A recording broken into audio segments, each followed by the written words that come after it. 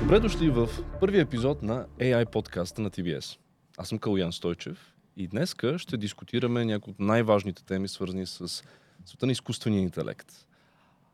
Както може би знаете, днес състезанието за изкуствен интелект придобива доста така гигантски мащаби, като се инвестират милиарди в инфраструктура из целия свят, в дейта центрове, в хардуер, в какво ли не. Същевременно има агенти, които обещават, че ще ни помогнат в почти всички части на нашето ежедневие, нашата работа, нашия живот, нашето общество дори. И докато това се случва, сега сме април месец 2026 година. Изникват въпроси относно това до каква степен всичко това не е просто един гигантски хайп, дали всъщност не се намираме в някакъв гигантски балон, както през ранните 2000 години. И ако това не е балон, всъщност по какъв начин ползите, които ни се обещават, тези икономически ползи, наистина бизнеса може най-добре да се възползва от тях, най-добре да ги утилизира, а и не само бизнеса. Говорим също така за публичния сектор, а дори и за нас самите в личния си живот. По какъв начин най-добре може да се възползваме от AI? Какви биха били евентуално ефектите върху пазара на труда, които също е доста голяма тема? И малко хора имат по-добра гледна точка върху тези процеси и върху тази тема от моя гост днеска, Георги Ганев. Привет! Здравей! Той е прекарал над 20 години в самото сърце на технологичния свят, в един от най-големите гиганти, IBM. И въпреки, че изглежда подозрително младолик, той е бил там още при полагането на основите на модерната икономика и технология за данните. В момента той е на абсолютната първа линия в IBM като Data and AI лидер в IBM за Централна и Източна Европа. Георги, много благодаря, че си тук. За мен е удоволствие. Благодаря за поканата. Ще започна да седи малко странен въпрос, който наскоро ми зададоха. Питаха ме: добре, Калуян, ти занимаваш с изкуствен интелект. Не те ли е страх от цялото това нещо, което се случва? В смисъл, нещата толкова бързо се развиват, не знаем къде ще отиде света, дали не полудява, дали не се случват твърде бързо нещата. Каква е твоята емоция по отношение на тази тема? Страх ли те? Оптимист ли си? Какво мислиш? Какво чувстваш по-скоро? Ще отговоря с едно изречение и после ще развия. Който го е страх да ходи в гората. Виж, най-хубавите качества на един човек са смелостта и любопитството. Mm-hmm. От деца ги имаме, по някое време, като пораснем, ги губим обаче. Започва да се появява страха и се притесняваме от неизвестното. Но пътя към неизвестното е да се адаптираш и да си любопитен. Mm-hmm. Това са най-хубавите ни качества. И ако ние се плашим от най-доброто развитие, което виждаме в последните години, в икономиката, в продуктивността, в следващото ниво, което може да стигнем като общество, използвайки и прилагайки тази технология по правилния начин, ние може би трябва да отидем в гората. Между другото, интересно, че го казваш, защото моят отговор беше подобен. Казах, да. Това е само да ме е страх от електричеството. В смисъл, в началото на 20 век, когато всичко се е електрифицирало, хората също така се чудили на къде ще отиде света и да, тази технология може да се използва за не толкова добри цели, но като цяло това си е вид прогрес за икономиката. И интересното е, че когато са ме питали мен преди за начина, по който изкуственият интелект влиза в икономиката, това с електричеството според мен е доста добра аналогия, защото в началото електрифицирането и като цяло индустриалната революция, когато се е случила и навлизането на парните двигатели, те са замествали може би най-очевидните неща, които могат да се заместят. Едва когато вече самите бизнес процеси и самата икономика се реорганизира около съществуването на тази нова технология, виждаме един вид наистина силен икономически подем. Какво е твоето мнение по въпроса? Смяташ ли, че сега сме в подобен казус? Още не сме в икономическия подем, бих казал. 1879 мисля, че беше, Едисън открива крушката. Mm-hmm. Ние сме малко в този период. Mm-hmm. Използваме AI-а, за да ни свети Го прилагаме в отделни области в нашите организации, за да ни помага да ускоряваме процеси, да сме по-бързи, да получаваме по-бързо резултат. Вече съществуващи процеси. Да, вече съществуващи.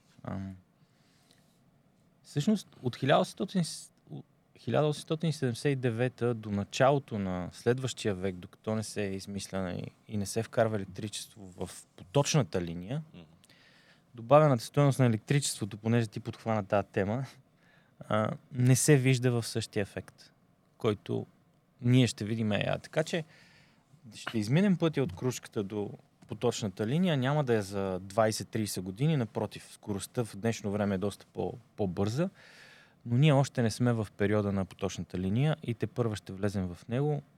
Дали ще е след 2, след 5, след 3 години, не мога да кажа, защото не мисля, че някой може да предвиди какво ще се случи след 3 или 5 години, особено като гледаме с каква скорост се случват нещата и с каква бързина се развиват технологиите. Просто каквото и предвиждане да кажеш, то вероятно ще има известна степен на грешка, но вървиме към тази посока. Поточна линия. Поточна линия. Между другото, като спомена скоростта на развитие на нещата, Google излязоха с един доклад наскоро, където се споменава, че живото на полуразпад на уменията, които притежаваме, вече в сегашната ситуация, на сегашния се развиващ технологически сектор, от гледна точка на AI, е 2 години. Тоест, за 2 години много от уменията, които човек притежава, могат да станат outdated, а дори за програмистите, доколкото знам, беше още по-малко. Да кажем половин година или нещо такова. Как можем да се адаптираме в толкова бърза среда? Трябва ли като цяло и образователната система да се промени? Как би се адаптирал пазара на труда? Какви са твоите наблюдения, да кажем, в IBM? Как се адаптира компанията на тези бързи промени, които се случват? Значи, ще реферирам към това, което са казали Google и към нашото CEO Арвинд Кришна. Той преди 2 години малко каза, че всъщност днешните умения са ти полезни 3 до 5 години. Това беше преди 2 години.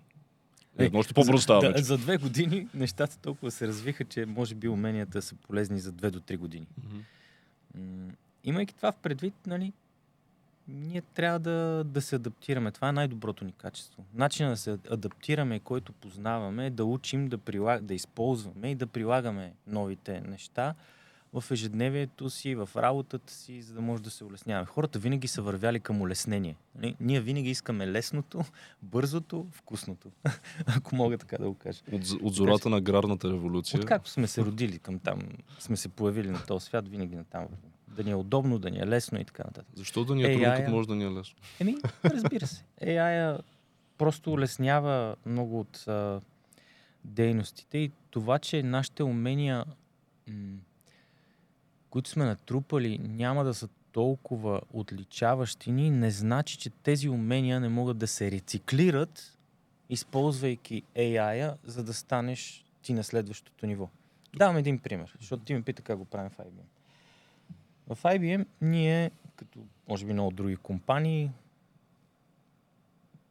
тръгнахме преди 2 години и половина да автоматизираме процесите си чрез прилагане на изкуствен интелект. Okay. Взехме една област, end-to-end я автоматизирахме и оттам нататък скалирахме. Ние сме от малкото компании 2 години и половина по-късно, които могат да кажат, че от продуктивност през автоматизиране и прилагане на тези технологии в ежедневието на служителите си сме спестили 4,5 милиарда от продуктивност. Окей. И това е в различни процеси в организацията. HR, procurement, customer service и така нататък. Така че ние сме наясно как може да го правим. Аз като отговаряш за Data на AI екипа, имам на един браузър разстояние N на брой такива агенти. Дали ще ми помагат в човешки ресурси, дали ще ми помагат в селс работата ми, дали ще ми помагат в проспектинга на клиентите, да се подготвя за клиентите, за среща с клиентите и така нататък. И моите колеги също. Така че ние все повече използваме изкуствен интелект, за да сме далеч по-бързи в подготовката в работата си и далеч по-добри и по-адекватни. Вярвай ми, с тези инструменти това, което аз правих преди 5-10 години, когато бях млад търговец, преди 10 плюс, за дни, сега го правя за минути и часове. Да се подготвя за клиент, да го анализирам, да му погледна бизнес показателите, да съм подготвен за съответната роля, с която ще говоря и да отида с адекватен разговор. В много от случаите ти стреляш на тъмно. С изкуствения интелект отиваш далеч по-подготвен. Така че, като казах рециклиране, това имах предвид. Използвай уменията, но в новия контекст, за да си много по-бърз. И това е пътя. Transferable skills малко или повече. Това е пътя. Не мога да кажа, че уменията ми са излишни. А напротив, тези, които ги прилагат и продължават да ги използват и знаят защо са им те умения, използват и го миксират по правилния начин с изкуствен интелект, защото това също не е лесно. Някои много елементарно използват изкуствен интелект. Трябва да го използваш в контекста на нуждата, която искаш да адресираш. Трябва да задълбаеш. Не може с един въпрос да отидеш плосък и да имаш резултат. Най-вероятно ще имаш плосък отговор. Но ако знаеш какво да питаш, а това идва от моите умения, не всеки знае какво да пита. Така че разликата е голяма и аз не бих казал, че уменията си отиват. Напротив, те правят още по-добър. Ти между другото спомена, че използваш системи от агенти. Това... Свикнали сме като цяло да асоциираме системите от агенти при индивидуалната работа, да кажем, с програмирането, където имаш цели ята от агенти, някакъв оркестратор, да кажем, в рамките на някакъв IDE, чрез Cloud Code или IBM Bob, които се заемат с различна част или различен аспект от задачата за кодиране. Но как тази концепция, да кажем, може да се прилага в по-обща административна или бизнес работа? Ти как използваш системите от агенти конкретно? Или може да се сетиш за някакви примери? Може и с твои колеги, или пък... Аз го използвам да си върша първо оперативната работа. Защото в IBM структурата е такава, че голяма част от нещата, които са бек-офис операции, са в отговорността на First Line Manager. Което значи мен или хората под мен или над мен. Така че това автоматизацията на тези процеси и вкарването на изкуствен интелект мен ме разтоварва много да върши прости неща около човешки ресурси, наемането на хората, одобряването на пътни, транспортни и всякакви разходи, защото моите хора пътуват, ходят по обяди с клиенти и така. Административният оверхед ми пада чувствително. Така че това е едната част и това ми освобождава време за реалната работа с хора. Нали, как го ползвам в... споделих вече в sales частта, колко по-бързо се подготвяш, колко по-бързо, колко по-адекватен си пред клиента, колко по-подготвен си, за да адресираш неговите нужди, колко по-бързо фоллоуапваш. Фоллоуапа в днешното време е изключително важен. Ако не се върнеш до 24 часа, не знам какво правиш. Тоест да кажем, не го правиш, използваш само за ресърч, но да кажем и част от задачите свързани с комуникацията. Ресърч е само малка част. Другата част, която го използвам, третата е, аз все пак имам екип в 9 държави, или 9 екипа основно. Той единия покрива повече държави, но един екип. 9 екипа. Аз те екипи, това са различни хора с различно мислене, с различен подход и така нататък. Различни езици. Да, всички говорим английски. Но менталитета може да е доста различен. Така че ти го ползваш по някой път като помощник и за коучинг и менторинг частта. От гледна точка на това да си зададеш твоите въпроси и да си провериш от гледна точка дали това като посока или подход е окей. Аз го правя за себе си и го тествам отскоро. Дали ми помага, все още не, защото аз не съм задобрял толкова, за да го питам правилните неща. Но колкото по-рано започна, това е моята логика, и толкова, колкото повече работя с него, за да стигна до някакво ниво, което ме удовлетворява, толкова по-добре за мен и за екипа ми. Така че там съм аз в момента. Practice makes perfect. Между другото, и аз, това е едно от нещата, които... Progress not perfection. Progress not perfection, точно така. Когато аз правя някои от обученията, които правя с изкуствен интелект при хората, нали, давам им някакви основи, давам им насоки, но винаги им казвам, вижте, истината е, че честата употреба е най-добрият учител. Колкото повече експериментирате с изкуствения интелект, колкото повече се пробвате различни задачи да му давате и да видите какъв е ауткъма при различни промптове, при различни условия, толкова повече ще получите интуиция за това реално как може да си спестите доста време и доста работа.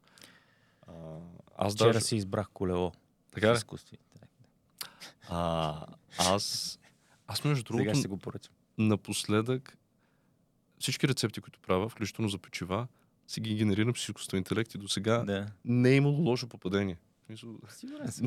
Не знам как. Дори казвам, примерно, нямам толкова голям тиган или толкова голяма тенджера, какво да направя, скалирам и всичките ингредиенти и всичко става перфектно. Но обратно на темата, това, което каза засегна темата като цяло за пазара на труда и начина, по който се променя работата в рамките на организациите. Антропик излязоха с едно доста голямо изследване преди 1-2 месеца, точно за ефектите върху пазара на труда. Едно от нещата, които казаха, беше точно това, което ти каза, че доста се намалява. Всъщност това Microsoft го казаха в едно тяхно изследване, административния оверхед при, да кажем, употреба на продукти като GitHub Copilot, които са сходни на IBM Bob, да кажем. При Anthropic те като цяло изследваха начина, по който самите професии се променят и начина, по който работата на някои професии може да се автоматизира. Едно от заключенията беше, че така наречения middle management леко улеква в тези професии, но основно задачите, което реално е заключение, което знам от отдавна, този knowledge work с лесно автоматизируеми задачи има най-голям потенциал за автоматизация.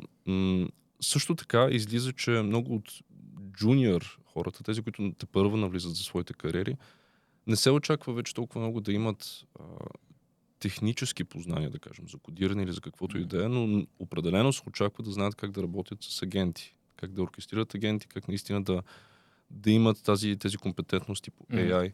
Самите IBM, доколкото знам, те не странят от това, както някои други компании правят, да наемат джуниори, защото все пак трябва да се обучават по някакъв начин тези хора. Даже доколкото знам, сте обявили, че ще отроите наема си на джуниори, поне така съм прочел в един ваш доклад. Каква е логиката за това? Вътрешно, защо доста компании, примерно Oracle, онзи ден уволниха 30 000 човека, за да си спестят финанси за инвестиции в хардуер. Ако продължим от това, което казах преди това, имаш инструменти, които ти помагат да си на следващото или последващото ниво, или дори още последващото, в зависимост как ги използваш. Тук нюансите са много. Как ги използваш. От гледна точка на младите хора, ще върна една стъпка назад. Ние наемаме наистина много повече млади хора, поради простата причина, че те са родени дигитални. И тяхният начин на работа е вече такъв. Те вече ползват тези инструменти. Много по-лесно е да вземеш млад и да го вкараш в посоката, в която искаш като начин на работа, защото той отвън го ползва. И това му е ежедневието.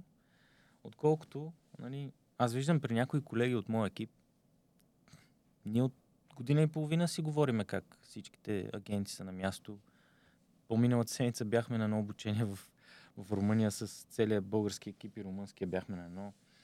Там също ни обясняваха подобни концепции. Сега ще ходя на едно друго, което е за мениджмънта след няколко седмици, което също има такива аспекти. Това е начинът вече, по който искаме всички. Но давам ти пример. Година и половина, обучение, комуникация. И много хора все още не ги ползват. Не казвам всички, но голяма част от тях не ги ползват по начина, по който аз бих искал да ги ползват. Младият човек идва и той просто ги търси. Идва му естествено. Той не иска да работи с друго. Така че той много по-бързо може да скалира като знание и да навакса на този човек със скорост в рамките на година-две. Така че ти ще имаш след няколко години работна ръка и сила, която вече е адаптирана към новия свят. Ние затова ги оттрояваме. И ще ти дам друг пример. Аз имам 5, които са в Валенсия. Направихме една програма миналата година. Наемахме за млади търговци, които нямат никакъв опит. Мгм. Излизат от университета, имаме едно момиче от България, от Хърватска имаме колега, от Чехия, от Румъния и един в Унгария. Това са петимата за моя регион и ние ги наехме от университета без никакъв опит. Просто гледахме качества, които за нас са важни. Тези Този transferable skills, за които Да, говорихме този по-рано. млад човек мотивиран ли е? Има ли подход? Има ли мисленето, което търсиш? Има ли някакви добри навици, за да е последователен, упорит и така нататък? Защото ти Повече soft skills, които реално. търсиш soft skills, Да. за да може той да го вкара в посоката на това, използвайки те инструменти да стане добър търговец след това. Естествено, аз работя с тях на biweekly, имам коучинг сесии и така нататък. И екипите по страни също работят. Така че програмата така е създадена, че ние много по-бързо да ги вкараме в реална среда и да станат добри търговци. Това е пътя. Между другото, това е интересно, защото пазара на труда, както знаем, вече доста бързо се променя.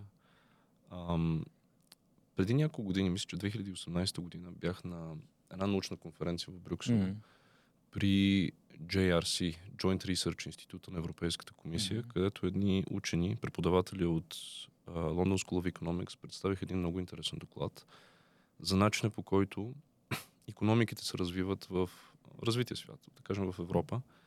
И акцента беше факта, че всъщност демографската криза, намаляващото население, даже в някои държави, може да е сериозен bottleneck или таван, да кажем, върху икономическия ръст на някои от тези икономики.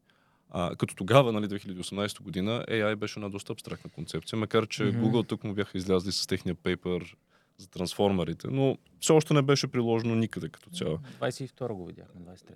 Именно. Още тогава си казах, тези хора смисъл използват проекции на база на сегашни данни, след 5 години кой знае как ще се промени света и наистина радикално се промени света.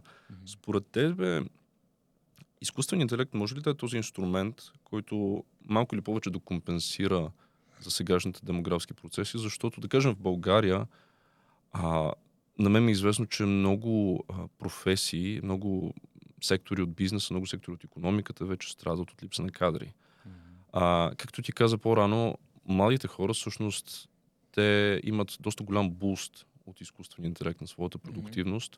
Може ли по този начин да бриджнем този гап, казвам на чист български, с инструменти като AI? Ще дам един прост пример. Понеже ти няколко пъти спомена development инструменти, девелопери и така нататък. Спомена и IBM Bob, това е нашия Agentic Development инструмент за development end-to-end. Нашите 40 000 девелопера го използват от няколко месеца насам. Данните са 45% буст на продуктивността. Okay. Сега, ако ти имаш 45, това е почти на половина повече. Не, и говориме за организация, която го прилага в софтуери, които вече са съществуващи. Защото много хора ще кажат, 45% това нищо. Не. Ние говорим за комплексна среда, с комплексно легаси и ти искаш да ги промениш и да ги развиваш тези инструменти, и софтуери, и продукти. Така че е доста 45% в такъв контекст. Ако ти получаваш такава продуктивност от такива инструменти, при правилното им прилагане, пак казвам, ние го правиме област по област и оглеждаме всичко end-to-end. Ние не скачаме на всичко и искаме всичко. Тук сега грешно е като подход. С правилния подход ще получиш продуктивността. Както ако започне от началото на разговора ни, ако се върнем с електричеството и с поточната линия, тогава в пъти се е вдигнало всичко. Така че ние сме още в началото да стигнем до това в пъти. Тогава всичките останали са без работа, всъщност растяло е населението и така, и до ден днешен. Така че ти вдигаш продуктивността и с по-малко хора или с същите хора ще вършиш много повече. Вече икономиката върви с друга скорост. Ти искаш непрекъснато да растеш. Така че то растеж ще дойде в резултат от това. И аз не мисля, че това, че не растем като население, ще се окаже bottleneck поради тази нова продуктивност, която получаваме ако прилагаме инструментариума по правилния начин. Това е. А всъщност как може да го приложим по правилния начин? Защото да кажем, окей, оркестрираме някаква система от агенти в работата си, в различни задачи. Било то кодиране, било то в финанси, било то в дори производствения сектор. Но как може да сме сигурни, че те ще вземат правилните решения? Какви юзди, да кажем, може да сложим? Понеже, не че и хората не правят грешки, но някак си сега изглежда все едно от система, където имаме human in the loop, където проверяваме всяка стъпка от процеса, лека по лека преминаваме към системи, където the human is on the loop, така да се каже, като надзирател на тези системи. В твоя опит или в разработките на IBM, да кажем, какви са най-ефективните инструменти, така че да сме сигурни? Защото според мен една голяма част от бизнесите все още се страхуват малко или повече да въвеждат тези системи, точно заради това, защото не вярват колко консистентна ще е една AI система в това да взима някакви решения и как може да се вгради точно. Да, тези, които се страхуват, всъщност го слагат на едно-две места отделно и не могат да видят всъщност добавената стойност в по-комплексен модел. Ще говоря с пример. Съвсем наскоро бях на среща при един клиент тук в България, който може би е един от, бих казал, най-напредналите в AI, с екип от 20 на човека, изключително добри като специалисти, с изключително добре подготвена база, архитектурно мислена като екип. Нали, не само сега ще въведем едни агенти и ще ги направим, всъщност архитектурата им е правилно подредена, подготвени са за това как да използват данните на организацията в почти реално време, в контекста и да подават правилния контекст на агента. Това е първия ботълнек. Агентите имат нужда да им се получават информацията, когато им трябва, в реално време с правилния контекст. Ако контекстът е различен, всеки път агента ще ти дава различна информация. Тогава твоето решение е резултата от който агентът ти е дал и може би ефекта за организацията няма да е толкова добър. Така че първото нещо, което трябва да се адресира е данните. Те са го направили. Второто нещо е, и те са ударили вече следващата греда, както се казва на прост български. Агентите вкарали са 10 на 15 агента, някак си ги оркестрират, но страдат в следващата фаза, която почти всяка организация удря. И тази фаза е, след като им подадеш контекста на тези агенти, ти първо, когато ги вкарваш продукция и ги гледаш в реално време, трябва да ги оценяваш и да ги мониторираш. И те страдат в тази част, защото quality assurance, човек сподели, става много тежка задача. С Human in the Loop той казва, аз ще трябва да наемам нови хора, за да правя proper quality assurance на агентите. Окей. Така че, но това не е пътя. Защото ти в един момент ще искаш да имаш 200 агента в организацията, 300. Направо shadow workforce, дигитална. Абсолютно. И да работи заедно с човека, за да можеш да постигнеш тази продуктивност в организацията и да имаш добавена стойност, не върху само едно парченце, да имаш едно, второ, трето и така нататък. И тук мониторирането и evaluation и оркестрацията. И той каза, мен ми трябва governance. Преди 2 години говорих с този човек и той ми викаше, за какво ми е governance? Важно да върши някаква работата. Да, аз искам. И той каза, мен ми трябва governance. Всъщност той озря до нивото на това, което аз му говорих преди 2 години, че стигне. Той стигна до там, че му трябва governance и той казва, мен ми трябва за 2 прости неща. И те са супер важни. Контекста едно. Оркестрацията, мониторинга, но governance, той каза така. Когато той подаде грешния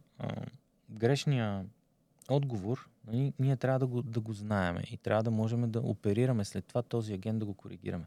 Но по-лошото е, че ако отиде грешния отговор навътре, колегата ми ще вземе грешно решение. Ако отиде навън, защото не искаме да го прилагаме за клиентите, кофти за нашата репутация. И тогава какво си говориме? Ще има Doomsday за AI, нали? Те какво правят? И третото нещо, което той каза, има и регулаторни изисквания, които ние трябва да се съобразим. Така че 3 прости неща. И още взето това е как ние го адресираме. Бих казал, че Това ли е смело последната мога да... стъпка? Governance от Мисля, че governance вече е последната, защото ако го погледнеш на прост език, ако го кажем, вкарваш нов човек в организацията. Първо му даваш едни процеси, едни правила за работата, която ще изпълнява, да ги научи, welcome package и така нататък. Минава през едни обучения и така. Ти вкарваш после дигитален работник, да го прием просто агента, но той може да е за някакво малко парченце. И после вкарваш отделни други негови приятелчета, които да вършат цялата верига от нещо. И да се наблюдават един друг, да се оркестрират. Това е все едно да въведеш дигитален работник в организацията. Пак трябва да сложиш около него стандарти, правила, процеси, наблюдение, да го файн-тюнваш. Тоест не е много по-различно от истинските хора. Това става с тези инструменти, с governance, мониторинг, evaluation на моделите. И смело мога да заявя, че ако трите компонента, където може една организация да удари риск, да даде данните в реално време, защото знаеш, че latency е супер важно за агентите, с правилния контекст, защото ако му подаш различен контекст, различен отговор, с това да ги мониторираш и да ги управляваш, ние имаме абсолютно всички инструменти в контекста на тези три ботълнека, за да помогнем на една организация да адресира всички тези неща. Пак, за IBM винаги е трудно, защото ние сме винаги една крачка напред, гледайки enterprise контекста и къде организациите ще стигнат. И ти дал конкретния пример с човека, който ми каза 2 години по-късно, сега ми трябва. Всъщност аз го адресирах прав преди 2 години. Да. Така че при нас е малко трудно, че ние говорим на клиентите от сега за след 2-3 години и на тях им е трудно по някой път да ни се доверят или да разберат контекста, на който им говорим, докато не го усетят на гърба си. Защото, нали, все пак, ако оркестрираш система от 200 агента, да кажем, в някакъв момент, един агент, ако направи грешка, може да стане като домино ефект и по някакъв начин да се разпростре. Така че... И това искаш всъщност в един момент, за да получиш някаква поточна линия. Това означава ли, че много от работниците, които всъщност изпълняват някои от тези задачи в момента, ще трябва да се преквалифицират? Ще станем ли всички плочкари с 2 думи в някакъв момент? Има един приятел, между другото, от фитнеса, който е програмист, който наскоро започна да използва Claude Code. Една седмица след като започна да го използва, каза, аз мисля да се преквалифицирам. Трябва да се науча как да правя замазки и мазилки, защото това ще ми вземе работата. Прав ли е според теб? Не знам дали е прав. Зависи как го използвам. Сега, да. You have to be on top of the game, малко повече. Да. Аз мисля, че скачаме малко напред с взимането на работата и те неща не стават от днес за утре. Първо, ще се върна на адаптацията. Да. Окей. Света се променя и ако тези хора си въобразяват, че с преди 6-7 години историята, когато беше бума на девелоперите и искаха каквито искаха пари и всеки им ги даваше, ще продължат да живеят, sorry guys, wake up call for you. Трябва да се адаптирате и да работите по различен начин, за да може да продължите да го правите това. Но аз мисля, че хората ще останат, скоростта, с която се развива софтуера, ще е по-бърза. Вече релиз датите няма да са може би на 2 седмици. Може да са ежедневно. Така че с нуждата от по-голяма скорост, по-голяма производителност и по-голяма бързина в бизнеса и с това какво доставяш на клиентите си, няма да изчезне тотално нуждата от хора. Ние споменахме по принцип индустриалната революция. 100 години. Електрификацията като цяло винаги в тези процеси, които са променили изцяло икономиките на света, винаги е имало период на адаптация. Винаги в началото някои професии са загинали, но обикновено след това са се появявали много повече. Просто предполагам, че има някакъв период на структурна промяна в пазара на труда. На английски се казва frictional unemployment или structural unemployment, докато се напаснат процесите, защото все пак, както каза до сега не е имало толкова бърза промяна в парадигмите на икономиката ни, както с навлизането на изкуствения интелект и като че ли се ускорява със всеки един момент. Да. Въпросът е, според теб, ще видим ли, да кажем, в скоро време навлизането на изкуствения интелект и в физическия свят? Да кажем, с навлизането на така наречения embodied или въплатен изкуствен интелект в въплатен. Малко звучи като от sci-fi филм. Внедрен, да, в роботи, да кажем, или в неща, които ни мисля, помагат. че вече го виждаме. Малко е в зората, но... Илон Мъск, да кажем, спря две от най-продаваните си модела, за да може да се фокусира върху роботи. Аз мисля, че той е по-назад от Hyundai и Boston Dynamics. Boston Dynamics. Или китайците. Които... Аз мисля, че Boston Dynamics и Hyundai са най-напред. От гледна точка на някакво ниво за начало на скалиране. Защото другите показват отделни бойни изкуства, скоци, движения. Виждал си го това видео? Всички сме го виждали. Boston Dynamics, нали, вече те влизат в тая част, която ти казваш, дали е плочкарска или ще носят кашоните в някаква среда или ще участват в... Говорим за хуманоидни роботи, които може да извършат. Те вече са почти или близо до там. Може би в рамките на няколко години това ще го видим. Дали ще сменят почкарите? Мисля, че тази дейност не е толкова скалируема да е интересна на роботите все още. Но там, където има голям ефект в производствената дейност, има скалируемост и добавена стойност. В Китай вече има фабрики, където не работят хора. Всичко са тъмни. Не от вчера. Не от вчера, но да. Там дори не говорим за хуманоидни роботи. складовете нямаше хора известно време. Не е нещо ново. Просто следващото ниво. Нещо още повече ще отместват физическата дейност на хората и натам вървим. Адаптация. Пак ще я повторя тази вълшебна думичка. Адаптация. И смятам, че ще преодолеем този първоначален стрес, шок и страх и ще дойде времето да се наместим в новия свят, който сме си създали сами. Може би като хора трябва да се научим как да се учим. Най-вече преди всичко. Да не ни е страх като за начало. Да не ни е страх. Защото със страха ти се свива перспективата. Факт. Ако това ти е перспективата, със страха става това. Ти просто не виждаш... Не си отворен за възможностите. Да. Като споменахме роботите и как каза, невъплатен, внедрен изкуствен интелект. Nvidia, между другото, те имаха една система, където могат да се тренират модели чрез reinforcement learning в виртуална среда, така че да се учат как да се движат сами или как да реагират на неща, без да са в физическия свят, където могат да станат зулуми, да кажем. Да. И Google, например, наскоро пуснаха проект Genie, който е проект за така наречените World Models, където може да се симулират цели 3D среди на базата на невронни мрежи, което е един доста така нестандартен подход или по-скоро нестандартен модел спрямо това, което сме свикнали да дискутираме, защото ние обикновено говорим за трансформери, за езикови модели, за визуални модели, за видеомодели. World моделите, особено за трениране на такива роботи, са нещо като цяло изцяло ново. Има ли нещо, което IBM работи, което също така е малко по-ново, защото знам, че ви имате доста голяма IBM Research дивизия и в Европа, и в Щатите.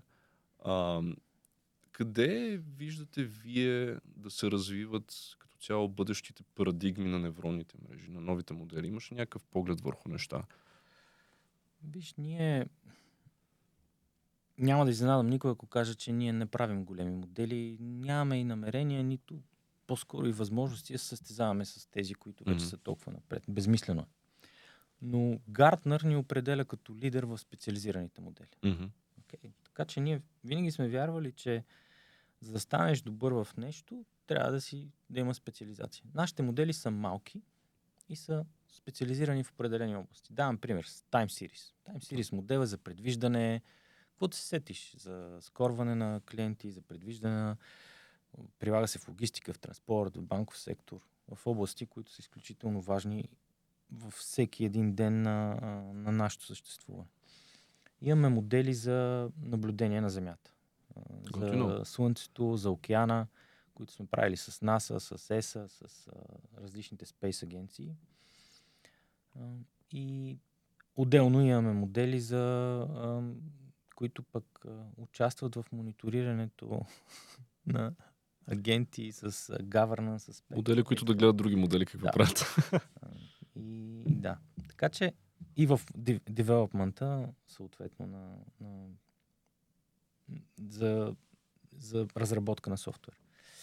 Но ние работим в специализирани области, като ме пита за IBM Research, там където смятаме, че този модел трябва да е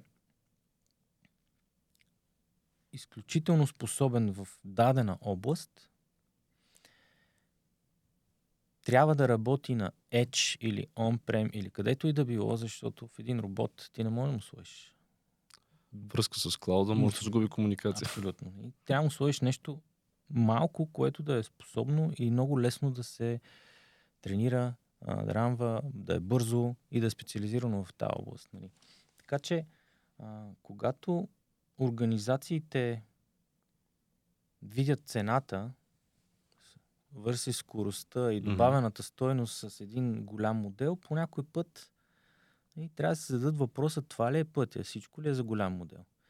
Така че ние винаги сме говорили за правилно използване на моделите, пак това ни отнема време да ни разберат понякога, защото ние го почнахме преди 3 години, още от начало заложихме на тази карта.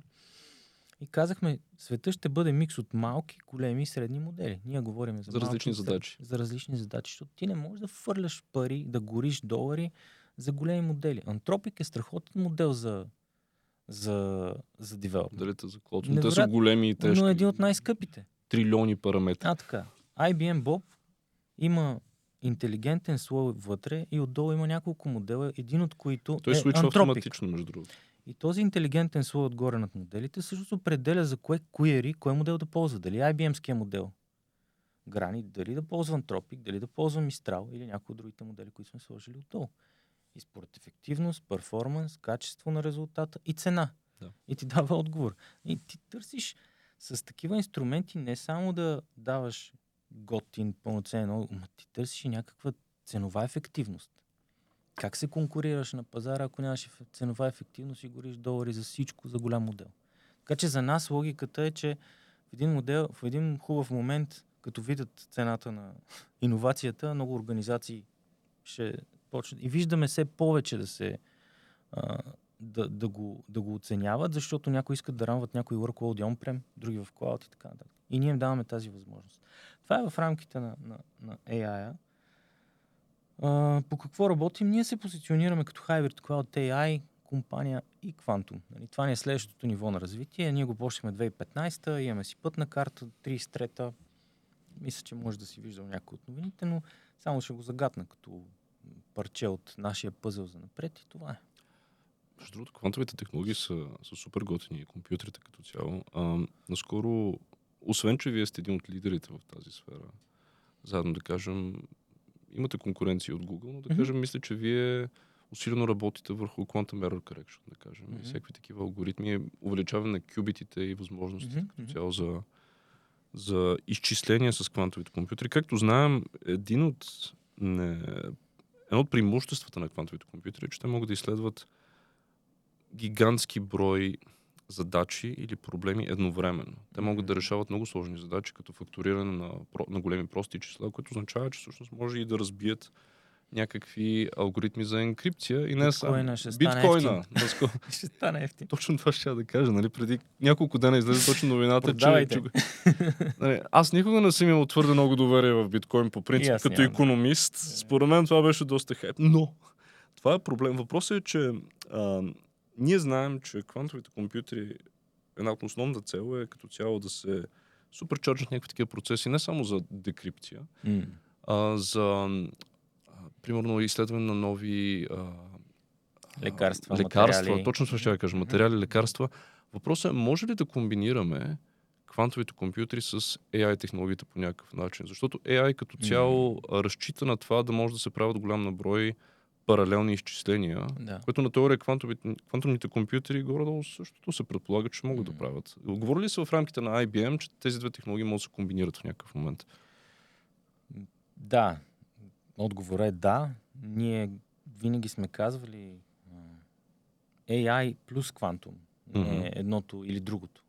И пак, ако върна на историята с моделите, съответния модел за съответната нужда в в съответния use case, така ще бъде с квантовите, с GPU-тата и CPU-тата всъщност.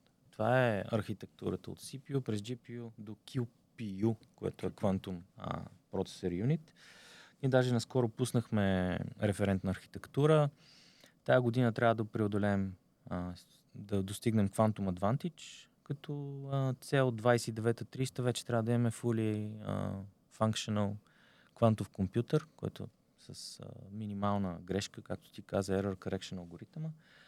Това ни е целта. И работиме с AMD, обявихме партньорство с ARM наскоро, така че всичките тези партньорства не са случайни за начина, по който ще произведем тази архитектура, за да е реална и да я има. Имаме и първите резултати, нали, около симулация на лекарства, симулация на Daimler, примерно, работят за материали. Имаме изключително голяма мрежа от партньори, защото ние не вярваме, че това трябва да го правиш сам. Значи частният сектор ги използва тези квантови компютри за разработки. Имахме изключително голям успех миналата година с HSBC, банковата група.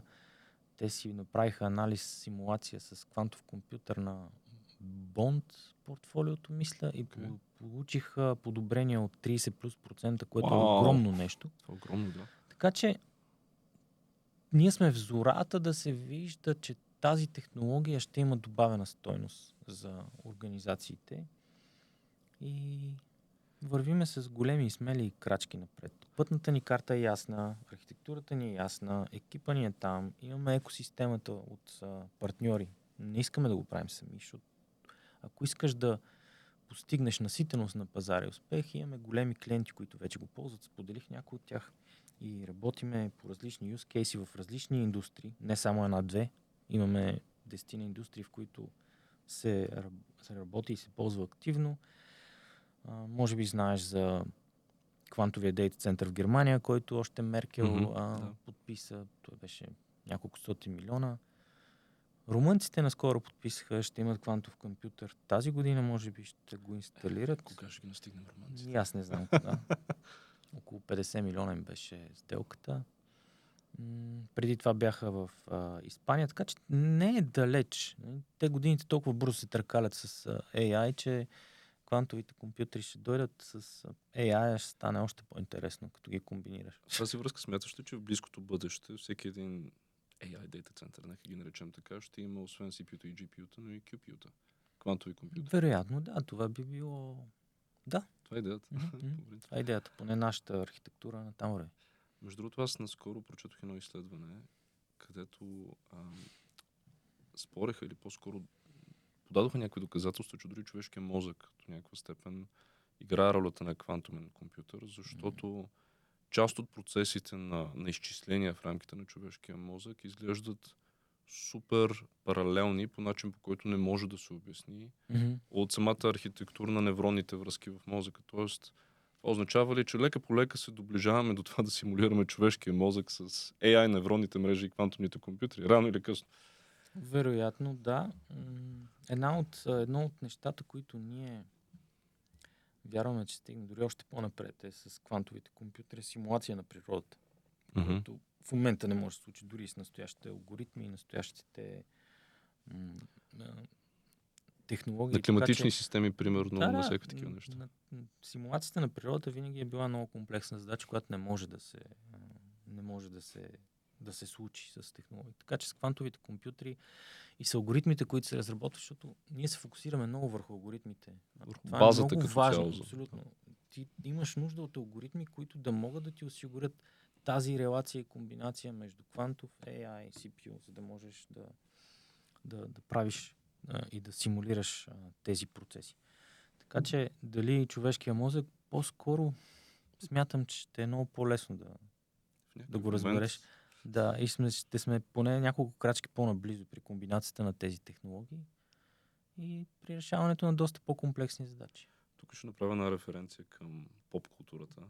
Има един сериал, той беше много готино, го спряха по HBO, Westworld се казва. Аз съм го гледал. Страхотен е. Супер. Където за контекст ставаше въпрос за роботи, които живеят в един увеселителен парк. Те си бяха като хора. Те си бяха като хора, като цяло, по нищо не различими, където в един момент се осъзнават, че са роботи, които играят сценарии. Както AI е малко. Като му дадеш роля, той играе, той е актьор. Няма да спомня какво става по-нататък. Нещата не вървят добре за човечеството, но в един от сезоните, мисля, че третия беше, имаше точно един квантумен компютър, който се казваше Railbone на английски.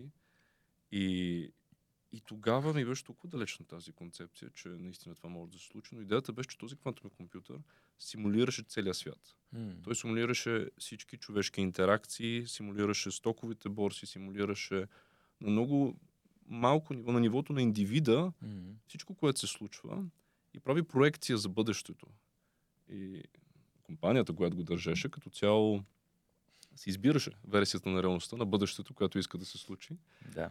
И квантовният компютър леко манипулираше света по много мънички начини, да кажем, отказваше повишение на някакъв човек, за да може да се върне обратно към версията, която е проектирал за бъдещето, защото явно този човек е бил много важен. Той може да симулира на брой сценарии едно време. Но да, като цяло беше леко дистопична тази картинка, че едва ли не в бъдещето квантовният компютър ще може да симулира бъдещето, малко или повече. Това... Но той е в комбинация с AI, не? С AI, това беше квантомен компютър с AI, разбира се, нали? Накрая го унищожиха. Но, спойлер алърт, съжалявам. Но според тебе, с оглед на това, което казахме, не би си променил мнението, че трябва да ни е страх от бъдещето. Не. Никакъв случай. Толкова интересни неща има да се случват. Що да отказваме да ги видим? Аз това не мога да според мен твърде много се фокусираме върху дистопичните sci-fi филми и сериали. Така работи човешкия мозък. Той предпочита да се фокусира върху страха и върху негативните сценарии, отколкото да... То си е survival като цяло, да чисто види, биология. Да види потенциала. Така че пак ще се върна към адаптацията. Ако се научиш да виждаш потенциала или да го търсиш по-скоро, ще ти е по-лесно да се адаптираш. Значи с две думи, Георги Ганев се вълнува от бъдещето и това, което предстои. Винаги. Страхотно. Добре. Много благодаря, че беше с нас днес. Според мен това беше един страхотен разговор. Беше ми много интересно да си поговорим и се надявам някой път пак да дойдеш. С удоволствие. Супер. Благодаря много. Мерси.